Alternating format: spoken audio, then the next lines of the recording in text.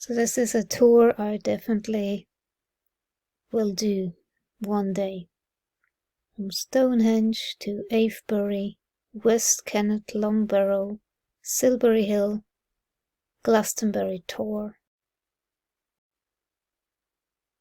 Journeying along the Michael Line is a pilgrimage to some and a psychic quest to others.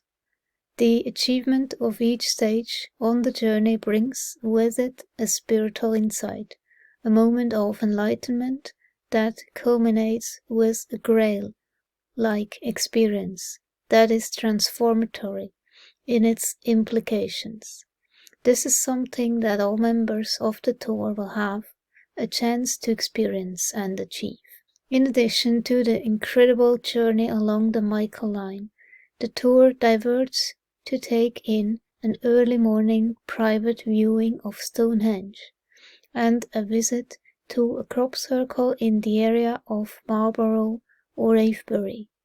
There will be a chance to relax and recharge your batteries in Glastonbury and also at the end of the trip in the tranquil landscape of West Penwith in Cornwall, when guests will get a chance to see the man and tall megalithic structure and other sites in the area.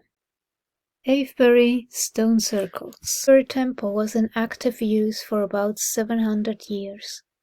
Towards the end of this period began the mammoth task of collecting the huge sarsen stones which were used for the construction of Stonehenge.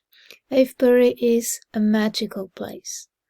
Michael and Mary, a pair of ley lines that run from Land's End to Bury Street, Edmonds, kiss near the stones in the southern part of the circle.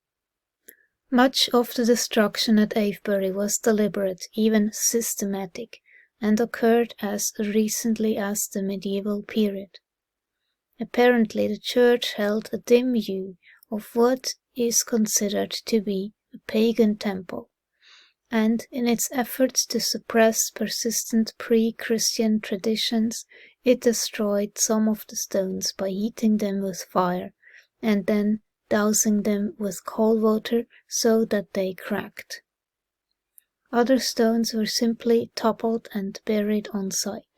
Some of the toppled stones have been set upright once again, but many of the sites where the stones once stood are marked only by modern posts. The three circles were laid out in an unusual manner, in contrast to the concentric elements found at Stonehenge. Avebury features two smaller, nearly perfect circles, arranged side by side within a third, much larger circle. The megaliths used in each of the three circles were left undressed, although the builders obviously selected them with an eye towards their natural shape.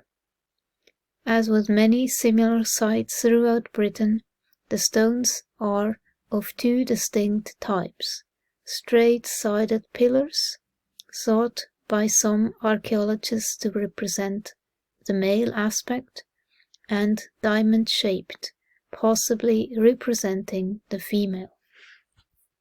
In 2016, I have been to Glastonbury and, for that matter, Stonehenge and Avebury as well.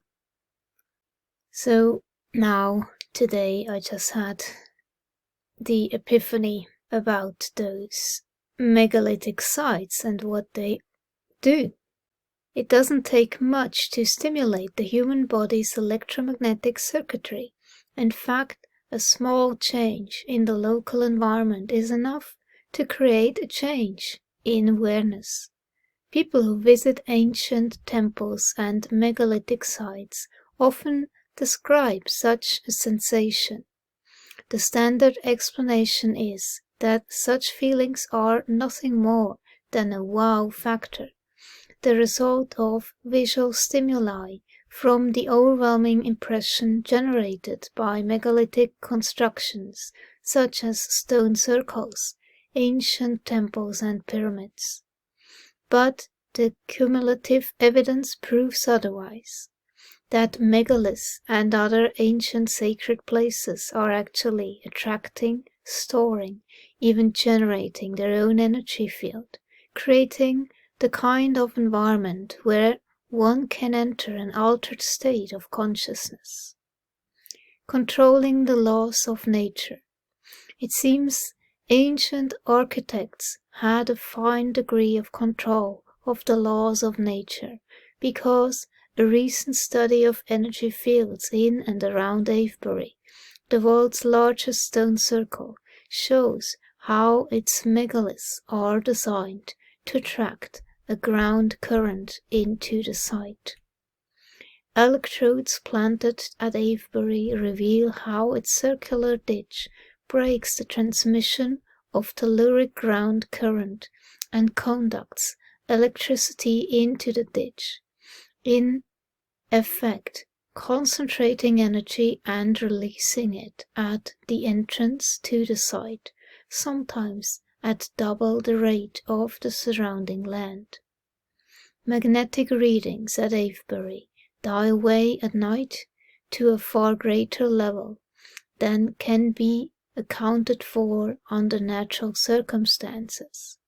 They charge back at sunrise, with the ground telluric current from the surrounding land attracted to the henge, just as magnetic fluctuations of the site reach their maximum.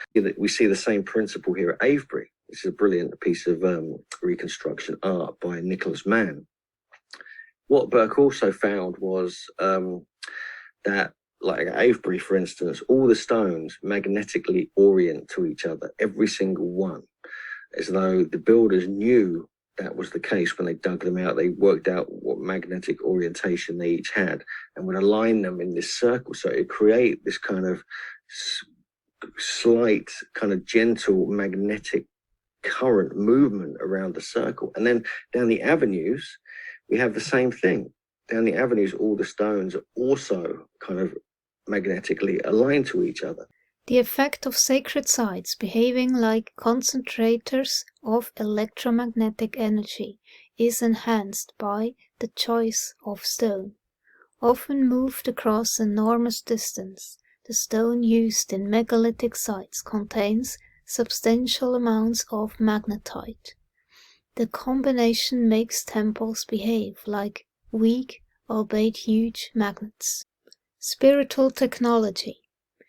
This has a profound influence on the human body, particularly the dissolved iron that flows in blood vessels, not to mention the millions of particles of magnetite floating inside the skull, and the pineal gland, which itself is highly sensitive to geomagnetic fields, and whose stimulation begins the production of chemicals such as pinoline and serotonin, which in turn leads to the creation of the hallucinogen DMT.